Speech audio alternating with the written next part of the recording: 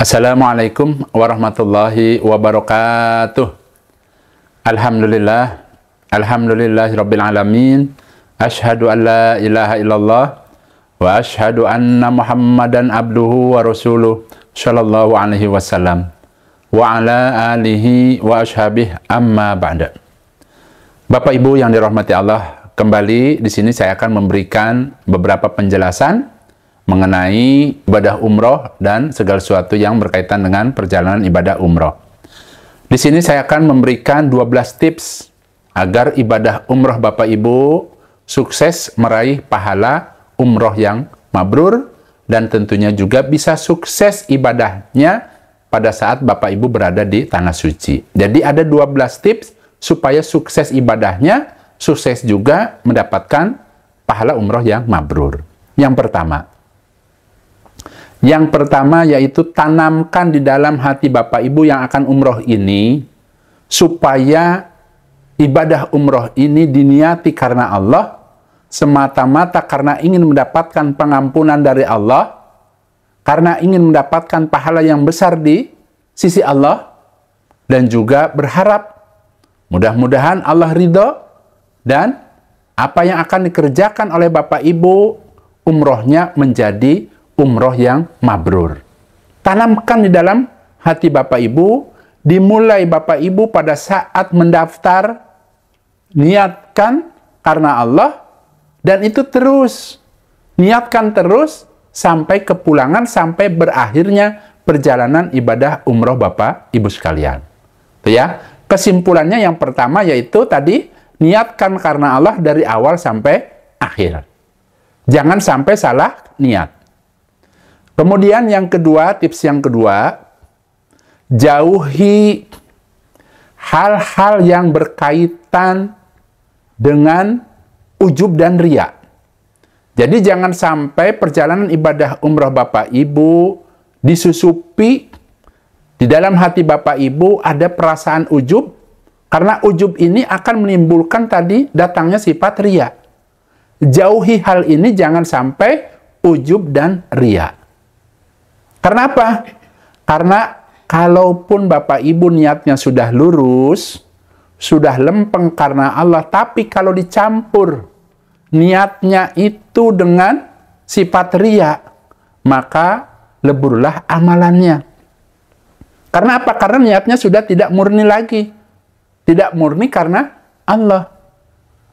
Untuk itu, supaya belajar menjaga hati agar ibadah umroh ini tetap lurus murni karena Allah, tidak tercampur dengan ujub, tidak tercampur dengan sifat riya. Itu yang kedua, ya, saya ingatkan supaya belajar menjauhi hal yang itu. Kemudian yang ketiga, saya berpesan, silahkan Bapak Ibu apabila ingin beramal, lebih baik tanyakan dulu ke yang ahlinya. Apakah yang akan diamalkannya ini sesuai dengan tuntunan Rasulullah Shallallahu Alaihi Wasallam? Apakah para sahabat juga mengerjakan amalan ini? Karena dengan cara seperti itu, harapannya berarti ibadahnya sesuai dengan tuntunan Rasulullah Shallallahu Alaihi Wasallam. Nah, berarti yang ketiga ini Bapak Ibu supaya menjauhi amal ibadah yang tidak ada tuntunan dari Rasulullah Shallallahu Alaihi Wasallam. Kemudian yang keempat, usahakan tata cara ibadahnya mengikuti semua yang diajarkan oleh Nabi, yang diamalkan juga oleh para sahabatnya. Lakukan itu. Jangan sampai Bapak Ibu hanya ikut-ikutan saja. Jangan sampai yang namanya ilmu manasik umrohnya itu malah dinomorduakan. Salah besar Bapak Ibu kalau Bapak Ibu ikut umroh tapi tidak dibekali dengan ilmu. Karena apa? Kita kan akan beramal. Berarti harus dicukupi dulu yang namanya keilmuannya, khususnya manasik umrohnya. Agar apa? Agar tadi kita dapat beramal sesuai dengan tuntunan Rasulullah Shallallahu Alaihi Wasallam sesuai dengan sunnah. Nah, itu tadi yang keempat. Kemudian yang kelima, tips yang kelima, yaitu supaya Bapak Ibu bisa memenuhi rukun umrohnya dan segala kewajibannya bisa dilaksanakan. Perlu diketahui Bapak Ibu, yang namanya ibadah umroh ini ada syariat yang memang wajib dilakukan. Apabila tidak dilakukan salah satunya, maka tidak sahlah umrohnya. Apa saja, Abah? Yang pertama, yang namanya rukun umroh. Rukun umroh ini wajib dikerjakan, Bapak Ibu. Yang pertama, niat umroh di mikot. Itu merupakan kewajiban yang harus dilakukan. Yang kedua, tawaf di Baitullah sebanyak 7 putaran. Kalau umpamanya hanya 5 putaran, berarti tidak sah, karena memang syariatnya menentukan 7 putaran. Dan itu pun mengelilingi Ka'bah, bukan mengelilingi misalnya hotel, mengelilingi apa umpama, sudah ada syariatnya. Kemudian yang ketiga, supaya bisa menyelesaikan sa'i Safa Marwah. Dimulai dari Bukit Safa dan nanti berakhir di Bukit Marwah sebanyak 7 perjalanan. Dan yang terakhir, yang keempat, yaitu tahallul, yaitu dengan cara memotong rambut. 4 hal inilah Bapak Ibu yang memang wajib dikerjakan. Tidak bisa ditinggalkan, tidak bisa diwakilkan. Yang namanya niat, ya, di mikot. Kemudian yang kedua tadi, ingat ya, tawaf di Baitullah sebanyak 7 putaran, sa'i Safa Marwah sebanyak 7 perjalanan, kemudian tahallul memotong rambut. Nah, itu tidak bisa diwakilkan. Kalau salah satunya umpamanya tidak bisa dilaksanakan, maka gugurlah, maka batalah umrohnya. Ya, berarti 4 hal ini supaya bisa terlaksana. Kemudian yang keenam, ini yang keenam tipsnya, ya, supaya Bapak Ibu bisa menjauhi larangan-larangan umroh. Apa saja, Abah, larangannya? Yang pertama, laki-laki, ini laki-laki, pakaian pada saat berihramnya hanya 2 helai kain. Ingat ya, hanya 2 helai kain, tidak boleh ditambahi dengan selendang. Kemudian ditambah lagi dengan sorban, ditambah lagi dengan peci umpamanya, yang melekat di kepala, itu tidak boleh. Ya. Jadi cukup hanya 2 helai kain, bagian bawah dan bagian atas. Khususnya bapak-bapak pada saat sedang berihram, kemudian ditambah dengan pakaian lain, misalnya daleman, kaos dalam, kemudian celana dalam atau topi, peci, itu tidak boleh, ada larangannya. Berarti pakaiannya hanya 2 helai kain. Kemudian larangannya ini bagi laki dan perempuan, supaya pada saat berihram menjauhi tadi minyak wangi, karena itu merupakan larangan. Baik laki maupun perempuan pada saat sudah berihram, sudah niat ihram, maka dilarang memakai wangi-wangian. Kemudian larangan berikutnya, dilarang memotong kuku. Dilarang memotong atau mencabut bulu-bulu yang ada di badan. Baik itu rambut, kumis umpamanya, tidak boleh pada saat sudah niat ihram. Kemudian tidak boleh marah-marah, tidak boleh kesel, gerutuk, pokoknya marah-marah lah, seperti itu tidak boleh. Hatinya harus ridho, ya. Kemudian harus sabar, dan juga tidak boleh berkata-kata porno. Tidak boleh ibadah ini menjadi mainan. Keluarlah kata-kata umpama saling menyinggung dengan temannya, akhirnya terjadilah keributan. Diusahakan dijauhi, itu larangan. Tidak boleh menjadi hal yang dilakukan. Tidak boleh berantem, tidak boleh membuat onar, tidak boleh melamar, menikahkan, itu juga tidak boleh. Dan juga tidak boleh hubungan suami istri, walaupun dia suami istri, tidak boleh. Ya, di samping itu, untuk laki-laki, mata kakinya itu harus terlihat pada saat sedang berihram. Berarti caranya diusahakan cukup pakai sandal saja, jangan pakai sepatu.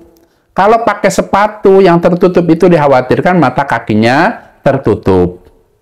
Dan untuk wanita diusahakan, karena memang hadisnya menjelaskan seperti ini nih, yaitu wanita pada saat sedang berihram wajahnya tidak boleh ditutupi. Kalau ibu-ibunya pakai yang tadinya pakai masker pada saat akan niat ihram supaya dilepas. Dan juga untuk wanitanya jangan pakai sarung tangan, yang mana sarung tangan itu kan dapat menutupi yang namanya tadi telapak tangan. Karena telapak tangan dan wajah harus terlihat pada saat berihram untuk wanita. Ya. Dan ada lagi juga, umpamanya pada saat bapak ibu sedang di dalam perjalanan, umpamanya di tanah haram, ada beberapa larangan-larangan mengenai tanah haram. Itu juga harus bisa menjauhi, menghindari, jangan sampai dilakukan. Di antaranya kalau di tanah haram, Bapak Ibu jangan sembarangan Bapak Ibu mencabut pohon-pohonan. Kemudian kalau menemukan barang juga jangan diambil. Itu merupakan larangan tanah haram. Ya, diusahakan jangan sampai dilakukan. Kemudian kita lanjutkan. Yang ketujuh, ya. Bapak Ibu supaya memiliki target ibadah yang jelas. Kenapa saya katakan seperti itu? Berbeda dengan orang yang hanya ikut-ikutan ibadah umrohnya. Orang yang dari rumahnya sudah memiliki target ibadah itu berbeda. Pada saat berada di tanah suci, dia mempersungguh ibadahnya. Kemudian dia berusaha bagaimana caranya target ibadah yang sudah disusunnya itu bisa tercapai. Contoh, pada saat seseorang itu punya target ingin berdoa di multajam, berarti dia sengaja menyempat-nyempatkan waktunya untuk bisa berdoa di multajam. Begitu juga pada saat umpama ingin sholat dan berdoa di Hijr Ismail. Orang yang punya target ibadah itu berbeda dengan orang yang hanya ikut-ikutan. Karena contoh kemarin Bapak Ibu. Kemarin itu kebetulan Abah itu memberikan arahan-arahan supaya mumpung ada di tanah suci, bagaimana caranya walaupun manusia segitu banyaknya, yuk kita sama-sama berdoa di multajam. Karena apa? Karena memang bapak-bapaknya yang akan ikut itu, Abah tanyakan, siapa yang ingin berdoa di multajam? Semuanya kepengen. Sudah diniatkan dari kampung halamannya.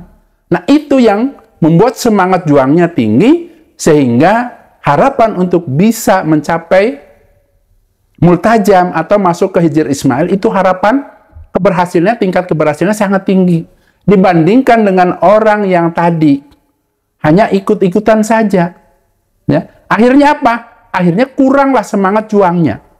Nah, untuk itu tadi yang ketujuh, supaya memiliki target ibadah yang jelas. Susun dari rumahnya. Saya insya Allah hari kedua di Mekah, saya akan berdoa di multajam, akan mencium Hajar Aswad. Umpamanya seperti itu, ya. Kemudian yang kedelapan, ya.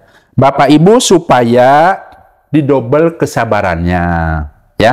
Sudah berulang kali Bapak Ibu, saya ini memberikan arahan-arahan yang namanya ibadah umroh ini, ibadah yang cukup panjang waktunya, membutuhkan kesabaran yang sangat-sangat banyak.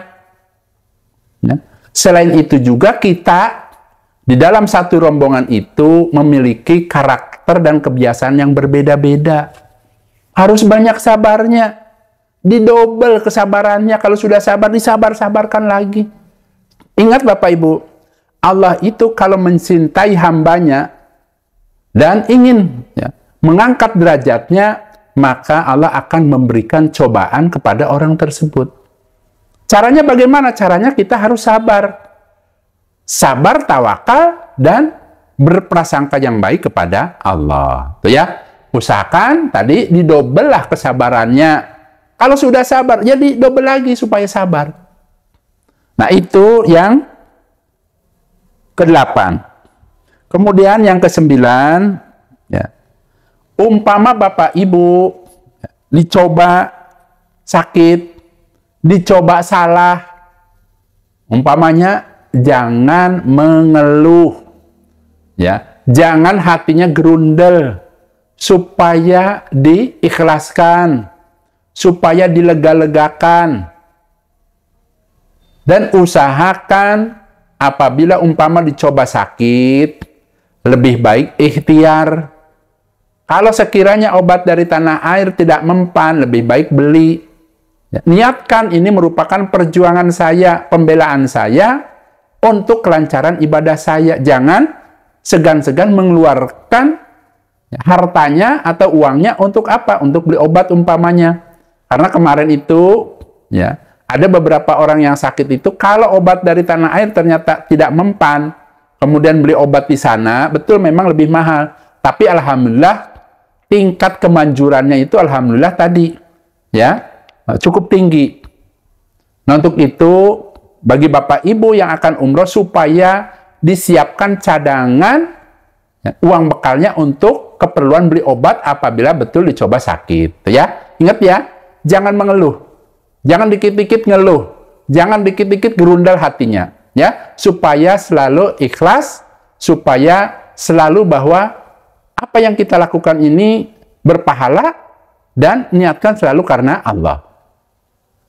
Kemudian yang ke-10 Bapak Ibu, ya, silakan Bapak Ibu barangkali dikodar oleh Allah memiliki kelebihan harta, kelebihan umpama memiliki jabatan dan sebagainya, kemudian bergabung dengan satu kelompok ibadah umroh bareng-bareng, jangan ditunjukkan, tetaplah merendah.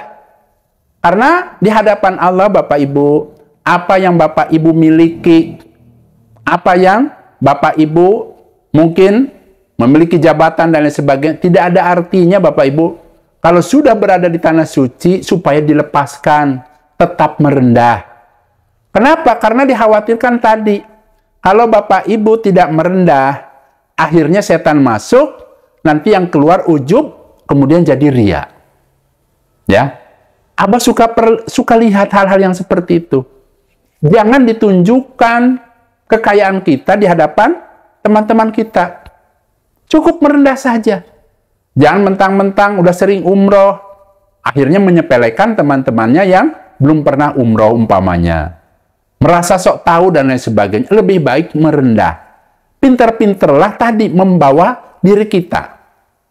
Kemudian yang ke-11 Bapak Ibu, ya, silahkan Bapak Ibu supaya memiliki jiwa penolong yang tinggi. Supaya Bapak Ibu memiliki tenggang rasa yang tinggi. Kenapa saya katakan seperti itu Bapak Ibu? Sebab yang namanya satu rombongan, kan umroh kan nggak sendirian. Ada beberapa orang yang memiliki karakter yang berbeda-beda. Kalau Bapak Ibu tidak bisa guyub dengan sesama temannya, maka yang ada adalah perselisihan dan ketidaknyamanan. Usahakan bagaimana caranya bisa guyub, bisa rukun, kompak, bisa kerjasama yang baik, sehingga akan menimbulkan suatu kenangan yang luar biasa indah. Terasa persaudaranya sangat tinggi.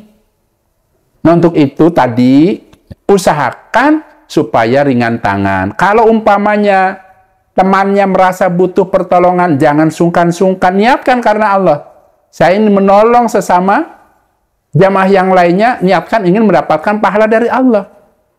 Kalau itu terjadi Bapak Ibu, maka yang ada rombongannya itu bahagia, ceria. Kemudian kita di dalam melaksanakan ibadah umrohnya maupun ibadah yang lainnya tidak terasa capek. Karena teman sekeliling kita semuanya mensupport. Ya, usahakan harus memiliki tenggang rasa yang tinggi dan memiliki jiwa penolong yang tinggi. Dan yang terakhir Bapak Ibu yang ke-12, selagi di rumah, selagi di tanah air ini, silahkan menyempat-nyempatkan untuk bangun malam. Menyempat-nyempatkan sholat malam, sholat tahajud. Bangun di sepertiga malam yang akhir, sholat hajat. Berdoa kepada Allah, minta supaya sukses ibadahnya. Kalau Bapak Ibu dari mulai sebelum berangkat sudah tertanam, hatinya betul-betul kuat, tekadnya sudah bulat, ingin beribadah, ingin sukses, maka insya Allah Allah akan memberikan jalan kemudahan. Ingat ya, perbanyak doa. Belum tentu Bapak Ibu, ya, kan niatnya kan tadi ingin menjadi tamunya Allah. Ini baru calon. Kalau belum berangkat, belum sampai ke sana, berarti baru calon. Usahakan bagaimana caranya yang tadinya jadi calon tamunya Allah menjadi betul-betul tamunya Allah. Ya, ini sedikit cerita Bapak Ibu. Ada dalam rombongan itu satu jamaah yang tadinya sehat Bapak Ibu. Tiba-tiba baru juga sampai ke Madinah, blek. Ya, sakit, kemudian tidak bisa meneruskan perjalanannya, kemudian meninggal. Apakah ada? Kemudian ada di pesawat baru juga, naik pesawat, tiba-tiba tadi di qadar Allah meninggal. Apakah ada? Nah, untuk itu perbanyak doa kepada Allah. Ya, Abah sarankan bangun di sepertiga malam, berdoa di sepertiga malam yang akhir itu. Karena itu merupakan waktu yang mustajab. Doa, ya Allah, semoga perjalanan ibadah umroh saya ini sukses ya Allah. Berilah kepada saya, kepada rombongan saya, kemudahan, pertolongan, kerukunan, kekompakan, bisa kerjasama yang baik. Mudah-mudahan kami semuanya bisa menuju ke tempat-tempat yang mustajab. Semoga bisa sukses ibadahnya, bisa sholat malam, bisa memperbanyak tawaf di Baitullah. Silakan perbanyak doa kepada Allah. Tuh ya. Dan di sini Abah akan memberikan tipsnya, ya. Doa apa saja yang perlu dipanjatkan kepada Allah bagi orang yang belum pernah umroh. Doanya seperti ini, bisa sering-sering silahkan dibaca. Allahumma baligna Makkah wal Madinah wa Arafah warzuqnal hajjal mabrur waradha anna waghfir lana warhamna anta maulana pangsurna alal qomil kafirin. Nah, itu silahkan sering-seringlah dibaca apabila Bapak Ibu belum pernah datang ke tanah suci, baik itu belum pernah haji maupun ibadah umroh. Adapun bagi Bapak Ibu yang pernah haji, yang pernah umroh, ada doanya. Allahumma rzuqnal auda ila Makkah bis salamah wal barokah wal khair innaka ala kulli syai'in qadir. Silahkan itu dibaca, baik itu setelah sholat 5 waktu maupun tadi, ya, pada saat Bapak Ibu berdoa di sepertiga malam yang akhir. Jangan lupa berdoa seperti itu. Tuh ya. Usahakan bangun tengah malam. Karena apa? Di sepertiga malam yang akhir ini merupakan tadi ya, waktu yang mustajab untuk berdoa. Nah, saya rasa itu saja Bapak Ibu.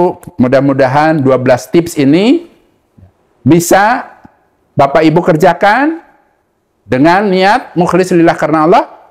Dan apa yang Abah sampaikan ini mudah-mudahan bisa bermanfaat dan harapan Abah bisa menjadi jariah untuk Abah dan keluarga.